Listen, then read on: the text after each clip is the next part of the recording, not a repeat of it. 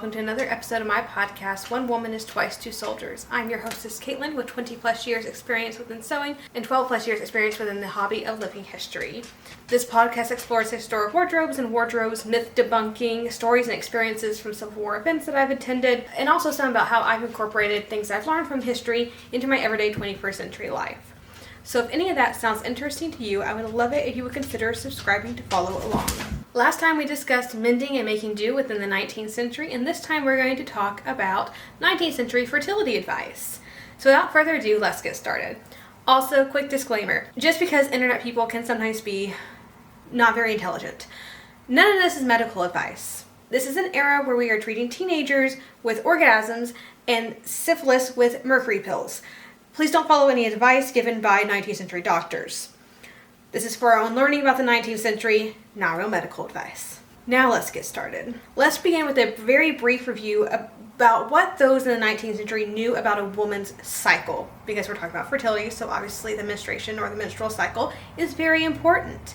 We discussed this in our video on menstruation, but it bears repeating here just briefly. We'll begin with a discussion on the body parts that we will be discussing here, or in 19th century terms, the organs of generation. The major players are of course going to be the uterus, or womb as it is often called in the 19th century, the fallopian tubes, and of course the ovaries. In the mid-19th century is learning a lot about ovaries. So there's also the vulva, or the external genitalia, and that includes of course the clitoris and also the labia, and there's the internal vagina, which ends at the cervix, which opens up of course into the uterus. Let's briefly discuss a woman's cycle now that we are reminded about what the words that we are going to use mean. Each month, the ovaries begin preparing eggs to be released. We consider the first day of a period to be the first day of a cycle, although really, if you think about it, it's kind of the last days of a cycle because that's when the uterus starts shedding its lining, which is the end of that cycle. But anyway, that's just the easiest way to count it, I guess. After the first day or two of the period comes the real start of the cycle. We call it the follicular phase. This is when the ovaries, both ovaries usually, are maturing eggs. Somewhere around the middle of a woman's cycle, the ovaries will release an egg, sometimes more, but usually it's just one, and the rest get reabsorbed by the body. This act of releasing an egg is called ovulation, and immediately afterwards we start the luteal phase of the cycle. I remember follicular and luteal because first and last. Follicular starts with an F and it comes first. Luteal starts with an L and it is last. So if that helps you use it, it helps me. At ovulation, the egg is either fertilized or not fertilized and is making its way down the fallopian tube. If it has been fertilized, the idea is that it will implant in the uterus. If it is not fertilized, the body sheds its uterine lining that was created in the follicular phase.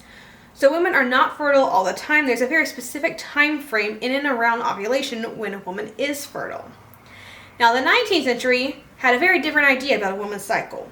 We learned in our video on menstruation that the early and mid-19th century doctors believed that women were ovulating right before they begin menstruating, which we know is not the case. Ovulation and menstruation are separated by two parts of generally about 2 weeks each.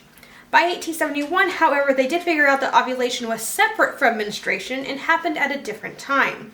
But well into the 1850s and even early 1860s, doctors believed and were telling their patients that the best time to get pregnant was actually when they were not fertile. And they were telling them that if they didn't want to get pregnant, they should have sex in the middle of their cycle, which is when most women are very fertile. So that was a little oopsie made by the medical community for a while. It'll come back into play later. So now that we understand the woman's body, how the cycle works, and also how the 19th century doctors thought the cycle worked, let's go into how they thought conception occurred. Now, I find this part particularly interesting because I'm actually shocked about how much they do know and how much they can see through microscopes. Also, they're doing almost all of their investigation on animal eggs and sperm because this is still an era in history where it's really hard to run experiments or scientific observations, especially on women as male doctors, because of modesty and just general social norms. So to get around that, there was a lot of observations on animals. A good overview on how doctors saw the whole conception bit comes from 1858's A Manual of Obstetrics by William Tyler Smith. Quote, "In a former chapter, the anatomy of the ovule has been traced up to this point to its fission or emission on the ovarium, considering it chiefly with reference to ovulation in the unimpregnated state. It now becomes necessary to study it in relation to the act of fundication, that would be fertilization, and the early changes which occur in the impregnated condition. As the ovule approaches maturity, it makes its exit through the Graafian follicle. A remarkable change occurs in the vestule. It is believed by almost all observers either to disappear or to become entirely transformed. Dr. Martin Berry asserts that it does not just disappear, but it returns again in the center of the ovule, where it becomes changed by a process of cell development, which ends in the production of two cells in the center of the yolk, from which cells the embryo is afterwards developed. It appears also from the later researches of Mr. Newport that there are a partial return of the germinal vesicle towards the center of the yolk, and that considering the germinal vesicle as the parent cell, its nuclear particles, which form the germination spot, are developed into secondary cells. These again are transformed into the cells of the tertiary formation, and so on, until the germinal vesicle has been metamorphosized into a mass of cells, which leads to the rupture and diffluence of the walls of the parent cell, or germinal vesicle. From some of these cells, it is believed that a larger cell, the future embryo cell, occupying the site of the macula germinative and constituting the true germinal point of the future being, is developed. It is, however, as of yet uncertain whether the embryo cell or vesicle, which replaces the germinal vesicle, is formed just before or just after the act of fundication. End quote. Now, just to kind of unpack that a little bit, what he's talking about is, after an egg is fertilized, it does grow rapidly. You get a clump of cells. That's kind of what they're seeing, but they're not quite understanding it. But they're seeing these clumps of cells that eventually become the embryo after the act of fundication, which again, as I said, is fertilization. The doctor then goes on for a paragraph or two on semen and sperm, which apparently the full name of sperm is spermatoza, which I guess I'm only learning now because I did not know that. I'm also not a medical doctor, so maybe that would be why. The singular of that word is spermatozone, or zoon. I think it's spermatozoon. Anyway, he talks about what is in seminal fluid and what sperm are and the size and shape of a typical sperm, which I find very fascinating that they would even be able to see this, because I always forget, we always think, okay, the germs weren't discovered until the 1870s, which isn't technically true. They weren't seen on microscope till the 1870s, but they understood what a germ was, sort of. Honestly, I see them using the word germ for anything that's microscopic and living. So sometimes an egg is called a germ. It's just that's the typical term in the 19th century, something that's super microscopic, but is technically living. But it's still very fascinating to me that they, can draw up, like, this is what a sperm looks like, and this is the parts of it.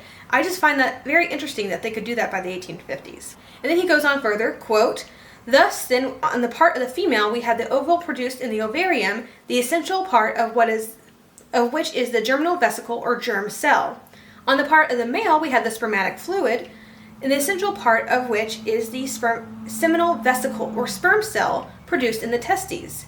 The bursting of the sperm cell at the formation of the spermatozoa, on one hand, is the development of the nuclear particles of the germ cell into cellular mass which occupies the place of germinal vesicle after its rupture, is the highest point of development to which the male and female elements can reach, if fundication does not occur. It will be observed that several generations of cells have followed upon the germinal vesicle and its nucleus before the ovule has been rendered ripe for impregnation, and the spermatozoa are also the secondary and tertiary products of the cells found in the secretion of the testis. The real origin then is of the ovum is found in the union of the sperm cells and the germ cells supplied by the male and female parents. We now approach the act of fundication or impregnation, and recent researches have gone far to solve this, one of the most mysterious processes in the arcana of nature. In the fundication of the vegetable ovum, it has been long known that the moving spermatic particles of the pollen cells penetrate the ovum and unite with the contents of the germ cell. Prevost and Dumas believed that the spermatozoa penetrated the ovum bodily and became metamorphosized into parts of the animal embryo. In 1843, Dr. Martin Berry published in the Philosophical Transactions an account of the actual penetration of the ovum of a rabbit by the spermatozoa, and he demonstrated the fact to the satisfaction of Dr. Sharpie, Mr. Owen, and Mr. Granger. He believed that the spermatozoa penetrated the yolk and there became divided into many parts. This view of Dr. Martin Berry was combated by many observers, particularly by Bischoff. Mr. Newport, and in his first investigations into the impregnation of the ovule of the frog, published in 1851, did not agree with Dr. Berry. He believed that the moving spermatozoa approached the ovule, became applied to the surface, and disappeared in that situation by the process of diffluence disintegration. He subsequently modified this opinion and became convinced that the spermatic particles are embedded in the walls of the ovule and perforate the biliary membrane in large numbers. Kiever discovered that in the freshwater muscle of the spermatozoa passed into the interior of the ovum by a canal or opening in the walls of the ovum. The researches of Kiever have been verified by Dr. Martin Berry and Dr. Webb of Lowestoft and confirmed by Messinger and others. Lastly, Dr. Nelson has investigated the reproduction of the Acarus miscar, an entozoon found in the intestines of a cat, and demonstrated the penetration of the ovule by the spermatic particles of the clear in the clearest manner. These observations of Dr. Nelson have the high authority of Dr. Alan Thompson in their favor. It may be considered then as proved that the spermatozoa penetrate the ovum and come into positive contact and unite with the contents of the germ cell. Impregnation does not, however, depend on the penetration of the ovule by one spermatozoon, but by considerable numbers of spermatozoa. Mr. Newport found that the greater the number of spermatozoa in apposition with an ovule, the more certain its fundication became. After the penetration solved and disappear not, however, until they have communicated to the ovum that wonderful force that leads to the formation of the future being, but without which the ovule dies like any other simple animal cell." End quote. So let's talk briefly on the thoughts of fertility in the mid-19th century. It is a common misnomer that most couples back then had 10 or more children, which is absolutely not the case.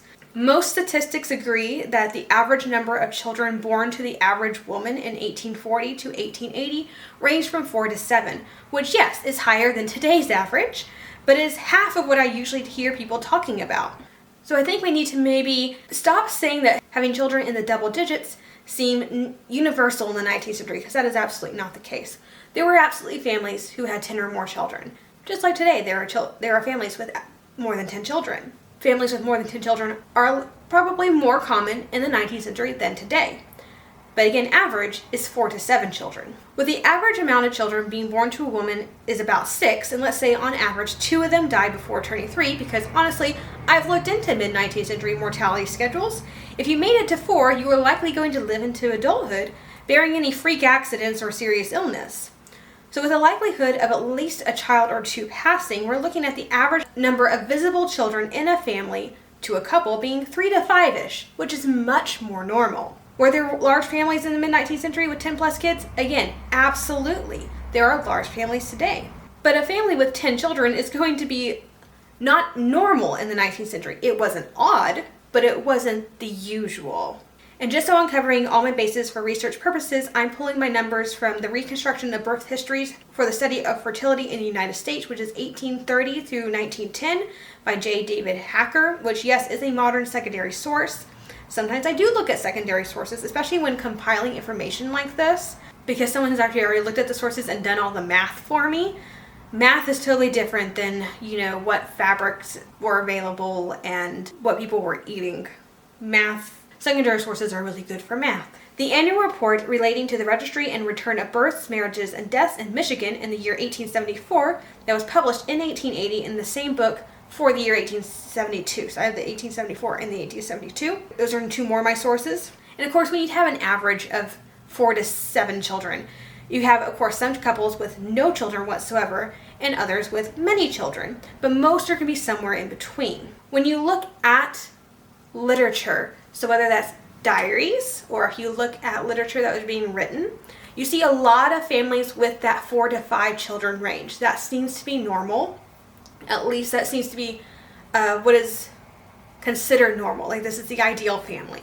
Fecundity, Fertility, Sterility, and Allied Topics by James Matthews Duncans in 1866 talks about how many couples had children in Glasgow. Quote, "Taking 2 of the largest registration districts of Glasgow, it was found that of 14,523 married persons living together, 11,718 had children living with them, while 2,805 had no children living with them. This would yield a proportion of 80.686% with children and 19.314% without children. Or without the decimals, that is, in every 100 married couples, 81 had children, while 19 had none. End quote. Now let's look at that 20% of couples, roughly, that had no children. Infertility was not exactly a term that was used. The words used would be more akin to barren for couples and sometimes women as well, or sterile or sterile for men and women separately, although I've occasionally come across the term sterile marriage, which would be both of them together. Also, as a side note, if you start reading any of these sources, just know that the word abortion does not mean the same thing in the 19th century as it does today. Abortion was essentially synonymous with miscarriage, and both are used interchangeably in the 19th century, up until about the 7th or 8th month of pregnancy, at which point, if a child was born after that who was not alive, it would be termed a stillbirth. Also, the word breed is used a lot to refer to having children, and it just sounds wrong to our ears, having, a woman being bred or these people are breeding. Like, that just sounds very weird to us. It was a more normal term back then. According to Fecundity, Fertility, Sterility, and Allied Topics, if a woman hasn't had a child within 3 years of marriage, she is considered sterile. Quote, that is, the question of the woman's being probably sterile is decided in 3 years of married life.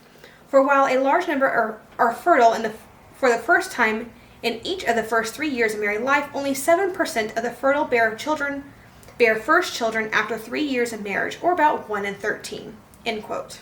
So now let's start looking at some fertility advice. The first bit of advice comes from 1871 from Physical Life of Man or Women, or Advice to Both Sexes. We have looked at this book quite a bit. There's quite a lot of very interesting information in this book. Quote, a lady sometimes suffers severe pains just before or during her poorly times. When such be the case, she seldom conceives until the pain be removed. She ought, therefore, to apply to a medical man, as relief may be soon attained. When she is freed from the pain, she will, in all probability, in due time become enceinte. If a married woman have painful menstruation, even if she become pregnant, she is more likely in the early stage to miscarry. This is an important consideration and requires the attention of a doctor. If a single lady who is about to be married have painful menstruation, it is incumbent on either her mother or a female friend to consult 2 or 3 months before the marriage takes place an experienced medical man on her case. If this be not done, she will most likely, after marriage, either labor under ill health or be afflicted with barrenness, or if she do conceive, be prone to miscarry. End quote. So step 1 for fertility is to make sure that you are not having painful periods. I wonder which opioids they use to treat that. I have not looked into that yet, but the 19th century did love their opium. I will have to look into this further as far as, I'm not a medical doctor, so I don't know how that really relates. However, I have experience of taking progesterone, and I noticed my cycles became a lot less painful after taking progesterone. So I wonder if this is a hormonal imbalance where they were low on progesterone and that's what solved it. But again, I'm really wondering how they managed to treat this, because they understood hormones, but not really understood hormones, if that makes sense. Anyway, the book does have a whole section on male impotence, but nothing really more on fertility other than the advice to women who are prone to miscarry. Quote, a patient prone to miscarry ought, before she becomes pregnant again, to use every means to brace and strengthen her system. The best plan she can adopt will be, this is in all caps, to leave her husband for several months and go to some healthy spot, neither to a fashionable watering place nor to a friend's house where much company is kept, but to some quiet country place, if to a healthy farmhouse, so much the better. Early hours are quite indispensable. She ought to lie on a horsehair mattress and should have but scant clothing on her bed. She must sleep in a well-ventilated apartment. Her diet should be light and nourishing. Gentle exercises ought to be taken, which should alternate with frequent rest. Cold ablations ought every morning to be used, and the body should be afterwards dried with a coarse cloth. If it be winter, let the water be made tepid, and let its temperature be gradually lowered until it can be used quite cold. A shower bath is in these cases serviceable. It braces and invigorates the system and is one of the best tonics she can use. If she be already pregnant, it would not be admissible, as the shock of the shower bath would be too great. It may bring on a miscarriage. But she still ought to continue the cold ablutions. A lady who is prone to miscarry ought, as soon as she as soon as she is pregnant, to lie down a great part of every day. She must keep her mind calm and unruffled, and she should live on a plain diet. She ought to avoid wine and spirits and beer, and she should retire early to rest, and she must have a separate sleeping apartment. She ought, as much as possible, to abstain from taking opening medicine, and if she be actually obliged to take an aperient for the bowels must not be allowed to be constipated, she must select the mildest, such as either castor oil or a lenitive exullary or syrup of cynia. And even though she ought not to take a larger dose than is absolutely necessary, as a free action in the bowels is a frequent cause of a miscarriage. The external application of castor oil as a liniment is recommended at 189 and is a good and safe remedy for a patient prone to miscarry, and if sufficiently active, is far preferable to the mildest aperient. Another great advantage of the external application of castor oil is that it does not afterwards produce constipation in the internal administration of castor oil is apt to do. If the external application of castor oil is in the manner advised on page 189, it should not have the desired effect, then an enema, a clyster of warm water, a pint, ought in the morning 2 or 3 times a week to be administered. Gentle walking exercise daily is desirable. Long walks and horseback exercise ought to be sedulously avoided. A trip to the coast, provided the railroad journey not be too long, would likely prevent a miscarriage, although I would not on any account recommend such a patient either to bathe or to sail on the water, as the shock of the former would be too great, and the motion of the vessel in the seasickness would be likely to bring on what we are anxious to avoid. As the usual period for miscarrying approaches, for it frequently comes on at one particular time, let the patient be more than usually careful. Let her lie down the greatest part of the day. Let her keep her mind calm and unruffled. Let all fashionable society and every exciting amusement be eschewed. Let both the sitting and the sleeping apartments be kept cool and well ventilated. Let the bowels, if they be costive, be opened by an enema. Let the diet be simple and yet be nourishing. Let all stimulants such as beer, wine, and spirits be at this time avoided, and if there be the slightest symptoms of an approaching miscarriage, such as pain in the loins or in the hips or in the lower belly, or if there's the slightest show of blood, let the medical man be instantly sent for, as he may, at a nearly period, be able to ward off the threatened mishap." End quote. So most fertility advice in the 19th century really does have to do with periods. If your period isn't right, then you need to fix it to get pregnant, which is basically the idea. 1872, the diagnosis and treatment of diseases of women included the diagnosis of pregnancy, has several pages with case studies, y'all know I love case studies, on women who never started their periods or whose periods stopped after a miscarriage, etc. They were honestly more concerned with dealing with the recurrent miscarriages than worrying about women who just weren't getting pregnant at all, which I find very interesting. I think what part of me wonders if they just didn't know what to do with women who just didn't get pregnant, like they just didn't know what to do. So they're focusing on the women who could get pregnant and just trying to keep that pregnancy. That would be my best guess right now.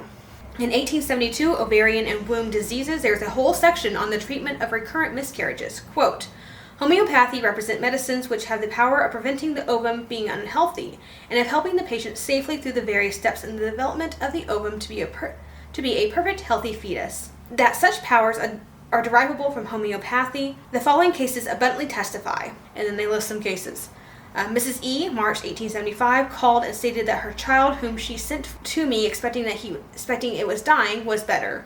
She added that she had had 5 miscarriages and she had never carried the child to full term until she came under homeopathic treatment. There's E.C., September 4th, 1843, had previous to coming under homeopathic treatment, miscarried 3 times. She has now gone the full time. She has taken Latius besides other remedies. Miscarriage prevented in Mrs. H., which just says November 14, it does not have a year. Arnica, 1 globule, 1 day. Secoli, I think how you pronounce that, was another remedy they used for her. It's barley. I want to look into that. I would like to look into how we use wheat and barley to treat miscarriage. Interesting. So if you really want to dive into 19th century fertility, Fecundity, Fertility, Sterility, and Allied Topics by Jane Matthews Duncans is 1866 and is Scottish. It is a work entirely on the subject. About half of it is about the age of women and when they begin to be and cease to be fertile, and about how the age of the mother affects the birth weight and the length and weight of the baby, and also how the rate of twins changes with the maternal age.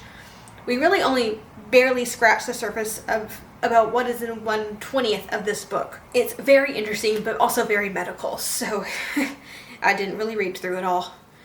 Now the next question should be, well, we've discussed how sterility affects women, but what about those in the but did those in the 19th century think that man had to do with any infertility? And the answer to that is actually yes. I think we forget that how far the 19th century has come compared to other centuries. In a dictionary of practical medicine in 1855, it has a whole section on impotence and infertility. It says, quote, impotence may exist in either sex, but most commonly in the male, owing to the sexual conformation. Sterility, it most frequently depends upon the female, although it is sometimes owing to the male, and in practical point of view, it is not a medical legal one. It is more frequently thus owing than is stated in books. Impotence and sterility in respect to both sexes have been differently arranged by writers into absolute and relative, constitutional and local, direct and indirect, permanent and temporary, and by Dr. Beck into absolute, curable, and accidental. These distinctions are all of importance in the consideration of the subject, but the divisions founded on the nature of the causes are more useful. M. Rage Delmore has arranged impotence into 1. That depending upon lesions of the sexual organs, 2. That proceeding from disorder or interruption in the seminal emissions, and 3. That caused by the defect of the faculty of erection. General debility from imperfect or unwholesome nourishment may altogether even for a time. Severe diseases, intense application to study, or to abstract inquiries or pursuits, have a still more remarkable effect in impairing or temporarily destroying the generative functions. In some instances, prolonged disuse of this function is followed by the wasting of the testes, and consequently permanent impotence is the result. These organs, like others in the economy, are strengthened by moderate use, are weakened by abuse, their functions being often entirely lost by protracted disuse. There are various other causes which may occasion functional impotence, particularly in certain constitutions, such as the use of narcotics weaken the proactive energy, or render especially of tobacco and opium. The sedative gases, particularly carbonic acid gas, may produce it. Various refrigerants have a similar effect, as nitrate, as carbonates of soda, camphor. The smell of camphor has long been considered as an aphrodisiac. Soda water also exerts the same influence. The effect of those, however, are only temporary and partial. Injuries of the spine or spinal cord or of the head have been considered causes of impotence, end quote. The article isn't so much about cures, but it does give us some thoughts and reasons behind male sterility. The next quote shows a few changes in about 20 years' time. Before I read the quote, generating is a term of creating life. It's sort of like fundication or those types of words. This is a different word for the creation of life. This is from the New York Medical Journal in 1879. It is in the section on reports on the progress of medicine. Quote, on sterility in the male. By this term designates the not infrequent condition of impotence to generate children while the male organ still has the power for functional performance. It is erroneous to believe that when man possesses the potential coccyundi, he is also capable of generating. In accordance with the popular erroneous conception, the author states that often when marriages are sterile, the wife alone is subject to operative and other therapeutic measures. The generative power of the husband, in view of his potency, is declared perfect. Instead of watering place cures and operative procedures on the ossuary, a microscopical examination of the male semen would often have cleared the state of affairs. The author states his belief that sterile marriages are more often due to male than to female sterility. In male sterility, either no sperm is ejaculated or the semen is wanting in the spermatozoa. We thus distinguish between aspermatism, the absence of semen, as zoospermy, a semen without spermatozoa. In the former, either no semen is generated or, from a mechanical impotence, it is not discharged. Such cases with normally developed genitals and without demonstrable obstruction are very rare. Schultz thinks that the cause for such a condition must be sought for in the non-irritability of the reflex ejaculation center, end quote. I find it interesting that in 24 years we went from, sometimes it's the guy's issue, but most of the time it's the woman, to sterile marriages are most often due to the man than the woman. I love reading how medical care was so quickly advancing in this age. So often we like to think how backwards medicine was, and I'm not going to say they got a lot of things right, because They got a lot of things wrong, but it's amazing how much they did get right with the knowledge and the tools that they had at their disposal. What they knew about the human body was honestly amazing for the tools that they had. I think we'll dive in a bit deeper in later episodes on contraception in the 19th century, so I think we'll leave the other sources for future episodes. That will just about wrap up this episode of One Woman is Twice Two Soldiers. Thank you so much for listening to my current research on fertility in the 19th century. I had a lot of fun researching for this, and I look forward to doing more in a future episode on contraception. Next episode, we'll be looking into dressing the 1830s baby, so be on the lookout for that episode in the coming weeks. If you have any questions or comments, you can email me or find me under YouTube or Instagram under Caitlin Kearns. I hope you've enjoyed this episode of One Woman is Twice Two Soldiers. If you did, please leave a review on Spotify or YouTube and share this episode with your friends. Also, please do not hesitate to tell me what topics you would like me to cover in future episodes. Have a fantastic week, and I'll see you back here in the next episode.